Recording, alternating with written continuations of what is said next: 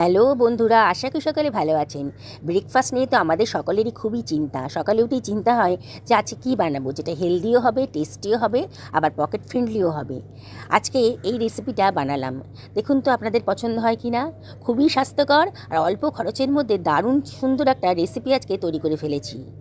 বানানোটা একেবারেই সহজ। আপনারা শেষ পর্যন্ত ভিডিওটা দেখুন। চলুন তাহলে বানানো যাক। আমি এখানে হাফ বাটির মতন মুগ ডাল ঘন্টা 3 আগে গরম জলে ভিজিয়ে রেখেছি। আর এটা ভেজানোর আগে আমি অবশ্যই 3 থেকে 4 বার ভালো করে জল চেঞ্জ করে করে ধুয়ে নিয়েছিলাম। ডালের মধ্যে অনেক প্রিজারভেটিভ থাকে পাউডারের মতন, ওটাকে ভালো করে ধুয়ে পরিষ্কার করে নিতে হবে। আমি একটা মিক্সার গ্রাইন্ডার নিয়ে নিয়েছি। এর ভেতর দিয়ে দিলাম 1.5 ইঞ্চি পরিমাণ আদা কুচি। আর এর ভেতরে আমি দিয়ে দিচ্ছি কতগুলো কাঁচা লঙ্কা ফাটিয়ে দিয়ে দিচ্ছি। লঙ্কাটা অবশ্যই নিজেদের পছন্দ মতো দেবেন, তবে এই যে পরিমাণ কাঁচা লঙ্কা দিলাম তাতে খুব একটা ঝাল হবে না। 1 টেবিল চামচ গোটা জিরে দিলাম, আর 1 টেবিল চামচ দিচ্ছি গোটা ধনে। আর এর ভেতরে আমি দিয়ে দিচ্ছি হাফ টেবিল চামচ লবণ। দেখুন, এভাবে আমি এটাকে একটা পাউডার মতো করে নিয়েছি। খুব একটা বেশি মিহিও হয়নি আর খুব একটা দানা দানাও হয়নি, এরকমই করতে হবে, খুব বেশি মিহি করার দরকার নেই। এবারে অন্য একটা পাত্রে এটাকে সরিয়ে রাখছি। এই মশলাটা আমি জল ঝরিয়ে ডালটাকে একটা ফ্রাই প্যানের ভেতর দিয়ে দিচ্ছি। জলটা ফেলে দিয়েছি, যে জলটা আমি ভিজিয়ে রেখেছিলাম, দিয়ে ফ্রাই প্যানের ভেতর পুরো ডালটাই আমি দিয়ে দিলাম। আর আমার কাছে ফ্রোজেন কড়াইশুঁটি ছিল, এটা গরম জলে একটুখানি ধুয়ে নিয়ে আমি দিয়ে দিচ্ছি। আপনার কাছে যদি ফ্রেশ কড়াইশুঁটি থাকে তাহলে ফ্রেশ কড়াইশুঁটি দিতে পারেন। আর দিয়ে দিচ্ছি একখানা টমেটোকে আধখানা করে কেটে এর ভেতর দিয়ে দিচ্ছি। দারুণ টেস্টি একটা রেসিপি আজকে তৈরি হতে চলেছে। হাফ টেবিল চামচ লবণ দিলাম, আর মিক্সার গ্রাইন্ডারটা ধুয়ে 1 বাটির মতো জল দিলাম। জলটা এমন করে দেবেন যাতে ডালটাও নরম হয়ে যায় আর জলটাও শুকিয়ে যায় মোটামুটি। এরম করে জলটা দিতে হবে, খুব বেশি পরিমাণ জল দেওয়া যাবে না। এবার গ্যাস ওভেনে এটা বসিয়ে দিয়েছি। 1/4 টেবিল চামচ মতো হলুদের গুঁড়ো দিয়ে দিলাম, আর 1/4 টেবিল চামচ লঙ্কার গুঁড়ো দিলাম, দিয়ে সব কিছু খুব ভালো করে মিশিয়ে নিচ্ছি। বন্ধুরা, একেবারে নতুন ধরনের রেসিপি। আগে হয়তো এরকম ধরনের রেসিপি আপনারা কোনো দিনই খাননি। এটাকে আমি ঢাকা দিয়ে মিনিট 5 মিডিয়াম টু হাই ফ্লেমে রান্না করে নেব। তারপরে ঢাকা সরিয়ে দেখুন, একটু নাড়াচাড়া করে দিচ্ছি। দেখেই মনে হচ্ছে আমার ডালটা আর কড়াইশুঁটিটা একটু নরম হয়ে গেছে। একেবারে সেদ্ধ হতে হবে না, একটু নরম হলেই হয়ে যাবে।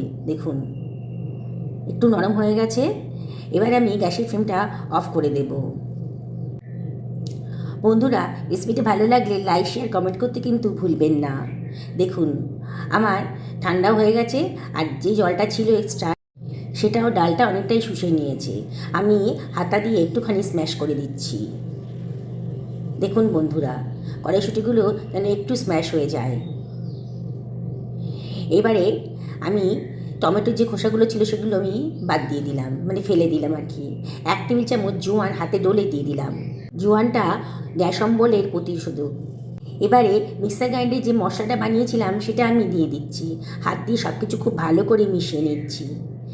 খানিকটা ধনেপাতা হাতে ছিঁড়েই দিয়ে দিলাম, একটু বড় বড় সাইজের করেই দিয়ে দিলাম। আর এর ভেতর দিয়ে দিচ্ছি 1 টেবিল চামচ মতো চাট মশলা, সুন্দর একটা টেস্ট আসবে। আর 1 টেবিল চামচ সাদা তেলও দিয়ে দিলাম, দিয়ে আবারও সব কিছু খুব ভালো করে মিশিয়ে নিচ্ছি। এবারে আমি এর ভেতর দিয়ে দিচ্ছি 2 বাটি পরিমাণ আটা। আমি আজকে আটা দিয়ে বানাবো, আপনার ইচ্ছা করলে ময়দা দিয়েও বানাতে পারেন, কিংবা আটা ময়দা মিশিয়েও বানাতে পারেন। তবে আজকে আমি খুবই হেলদিভাবে বানাবো বলে আটা দিয়েই বানিয়েছি। আটা দিয়ে আমি সব কিছু ভালো করে মিশিয়ে নিচ্ছি। প্রথমে কিন্তু জল দেব না, প্রথমে শুকনো অবস্থাতেই ভালো করে সব কিছু মিশিয়ে নেব। তারপরে প্রয়োজন মতো অল্প অল্প জল দিয়ে আমি একটা ডো বানিয়ে নেব। বন্ধুরা, যারা আজকে আমার চ্যানেলে প্রথম, তাদেরকে রিকোয়েস্ট করবো আমার চ্যানেলটা সাবস্ক্রাইব করার জন্য। পাশে থাকা বেল আইকনটা অবশ্যই ক্লিক করে দেবেন, তাহলে আমার রান্নার নোটিফিকেশানটা আপনারা জলদি পেয়ে যাবেন। দেখুন, আমি কিন্তু খুব স্মুথভাবে একটা ডো বানিয়ে নিয়েছি। 1 টেবিল চামচ মতো সাদা তেল এর ভেতর দিয়ে দিচ্ছি, দিয়ে আবারও একটু ভালো করে মাখিয়ে এটা রেস্টে রেখে দেবো। দেখুন বন্ধুরা, আমি যেই ফ্রাই প্যানে ডালটা সেদ্ধ করেছিলাম, মানে সেই ফ্রাই প্যানেই কিন্তু আমি আটাটা মেখে নিয়েছি। আমি এক্সট্রা বাসনে ব্যবহার করিনি। দেখুন, খুব স্মুথভাবে মাখা হয়ে গেছে। এবার এটাকে আমি মিনিট 5-6 জন্য রেস্টে রেখে দেবো। হাতে সময় থাকলে রেস্টে রাখবেন, না হলে কোনো প্রয়োজন নেই। 5 মিনিট বাদে আবারও একটুখানি মেখে নিচ্ছি। দেখুন কতটা স্মুথ হয়ে গেছে। এইবারে এখান থেকে আমি লেচি কেটে নেব। আমরা নর্মাল যে রুটি খাই সেই রুটির লেচির তুলনায় একটু বড় সাইজের লেচি কাটবো। দেখুন বন্ধুরা, কীভাবে আমি লেচিগুলো কেটে নিচ্ছি। বানানোটা একেবারেই সোজা, একবার দেখলে কিন্তু এটা বানিয়ে ফেলতে পারবেন। আর এত টেস্টি না, একবার যদি বাড়িতে বানান না, বাড়ির সবাই কিন্তু বারে বারে এটা বানানোর জন্য আপনাকে রিকোয়েস্ট করবে। আমি অল্প আটা দিয়ে এটাকে একটা রুটির মতো করে গোল করে বেলে নিচ্ছি। আমি গোল করে বেলছি, আপনারা ইচ্ছা মতন চৌকো করে কিংবা তিকোন করেও বেলতে পারেন। তার জন্য কিন্তু টেস্টের কোনো হেরফের হবে না। দেখুন আমি গোল করে, খুব বেশি পাতলাও হয়নি আর খুব বেশি মোটাও হয়নি, এইভাবে আমি বেলে নিচ্ছি। দেখুন কতটা কালারফুল হয়েছে দেখতে, কত সুন্দর দেখতে লাগছে। দেখুন খুব বেশি মোটাও হয়নি আর খুব বেশি পাতলাও হয়নি, এইভাবেই বানাতে হবে।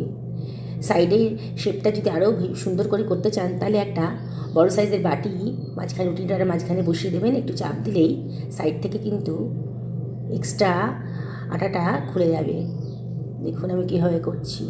যদি মনে করেন প্রয়োজন আছে তাহলে করবেন, নাহলে এমনিতেই গোল গোল করে বেলে আপনারা ভেজে নিতে পারেন। দেখুন এক্সট্রা আটাটা আমি ফেলে দেবো না, এটা মেইন আটার মধ্যে রেখে দেবো। এটা দিয়ে আবারও পরোটা বানিয়ে নেব। দেখুন একেবারে গোল মতো হয়েছে, দেখতে খুবই সুন্দর লাগছে। একটা তাওয়া গরম করতে দিয়ে দিয়েছি। এই তাওয়ার ভেতর আমি একটা বেলে রাখা রুটি দিয়ে দিলাম। দিয়ে কয়েক সেকেন্ড পরে কিন্তু ওপরটা বেশ শুকিয়ে এসছে, বোঝা যাবে নিচের পোর্শনটা কিন্তু হয়ে গেছে। এইবারে উল্টে পাল্টে আমি এটাকে ভালো করে শুকনো অবস্থাতেই ভেজে নেব। যখন সুন্দর করে শুকনো অবস্থাতে ভাজা হয়ে গেছে, তখন অল্প তেল দিয়ে, সাদা তেল দিয়ে আমি ওপর পোর্শনটা একটুখানি মাখিয়ে নিচ্ছি। আবারও ওটাকে উল্টে আবারও একটুখানি তেল দিয়ে আবারও নিচের পোর্শনটাতেও একটুখানি তেল লাগিয়ে দেবো। এবার উল্টে পাল্টে ভালো করে ভেজে নেব। দেখুন চেপে চেপে ধরলেই কিন্তু সুন্দর করে ভাজা হয়ে যাবে, অল্প তেলেই ভাজা হয়ে যাবে, খুব একটা অয়েলের প্রয়োজন হবে না। আপনারা ইচ্ছে করলে এটা ছাকা তেলেও ভাজতে পারেন, ডিপ ফ্রাই করতে পারেন আর কি। তবে এইভাবে যদি করেন তাহলে খুবই স্বাস্থ্যকরভাবে এটা বানানো হতে পারে। আর যারা ডায়েট করছেন তারাও কিন্তু এটা খেতে পারবে। এত হেলদি আর প্রোটিন সমৃদ্ধ ব্রেকফাস্ট, আপনারা এটা ডিনারেও কিন্তু তৈরি করে ফেলতে পারেন। এর সাথে একটু রায়তা হলেই পরে কিন্তু খাওয়াটা হয়ে যাবে। দেখুন বন্ধুরা কত সুন্দর দেখতে লাগছে। বললাম না, বাড়ির বড় থেকে ছোটো সবাই কিন্তু খুব খুশি মনে এটা খেয়ে নেবে। দেখুন বন্ধুরা কত সুন্দর দেখতে লাগছে। অবশ্যই বাড়িতে একদিন বানিয়ে ফেলবেন আর আমাকে কমেন্ট করে জানাবেন যে আপনাদের কেমন লাগলো রেসিপিটা। যারা ফেসবুক থেকে দেখছেন তাদেরকে রিকোয়েস্ট করব আমার পেজটাকে ফলো করার জন্যে। দেখুন চটজলদি কত সুন্দর একটা ক্রিস্পি পরোটা তৈরি হয়ে গেল, যেটা কিনা একেবারেই হেলদি আর যথেষ্ট টেস্টি।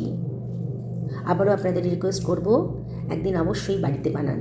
দেখছেন তো মুগ ডাল আর কড়াইশুঁটি দিয়ে এই পরোটাটা বানিয়ে ফেলেছি। একেবারে নতুন ধরনের রেসিপি, একঘেয়ে রেসিপি একেবারেই না। একদিন অবশ্যই ট্রাই করবেন। সকলে ভালো থাকুন এই কামনা করে ভিডিওটা এখানে শেষ করলাম। নমস্কার নেবেন।